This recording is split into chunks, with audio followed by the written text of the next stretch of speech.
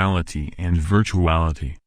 We live in a world that the virtual is dominating, so that people live more in a world created at will than in the real world. In fact, we must analyze whether this is good or bad. What is the principle of discovery? That's right, discovering things has a principle. The human being is born trying to discover what is around him, and with that he uses his senses. But the senses generate information, and it must be processed by the brain. And the brain needs to define what is receiving information and come to a conclusion. To do this it simulates variations and tests these variations. But these variations are decided by the person, that is, they are targeted variations. This happens to all scientists. Some arrive at answers faster than others. For example, Albert Einstein made targeted variations and removing those that did not work, arrived at the theory of general relativity. The search of men is in discovering the universe that surrounds them, and thus the brain defines possible variations, and testing whether it seeks a solution. But virtuality favors no longer to deny variations, but to accept variations that most please man. In fact, the wrong use of the variations generated by the brain is to accept these variations as reality, without testing with the reality that surrounds it.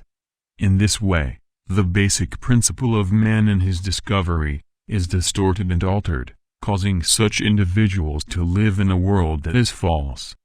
Thus changing the basic principle of the human being, which is to understand the universe. For now create the world that you think satisfies you. So the illusion becomes more important than the reality. But reality is still reality because man decides to live in illusion. And illusion does not become reality because man decides that it will be accepted as reality. Many people love to seek to say that reality is what man wants reality to be. But this is a big lie. Nobody has superpowers, just because they believe they have superpowers. Many people wish with all their strength that people they love do not die, but in the end they die, suffer, and many things happen, even if we wish or try to believe that they do not happen. It does not matter how much we believe that we cannot catch a disease, because if that person does not take care of himself he is contaminated and dies. Reality doesn't change, because I want it to change, it's just an illusion, and then reality will demand the illusion that was created. Thus, illusion is important, as training to discover reality, and not a function in itself to live an unreal life, deluding yourself from being real.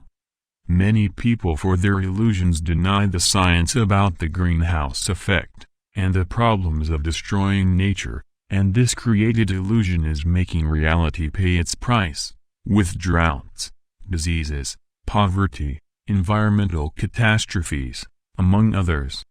So we have to deny reality. It is causing destruction in everyone.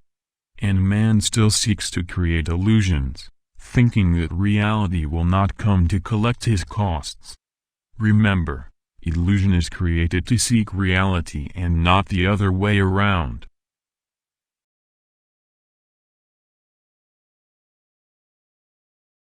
If you are looking for more content from different areas, visit the reformadorstacad.com website. News and detailed content can be found with system of research and organization of text and video.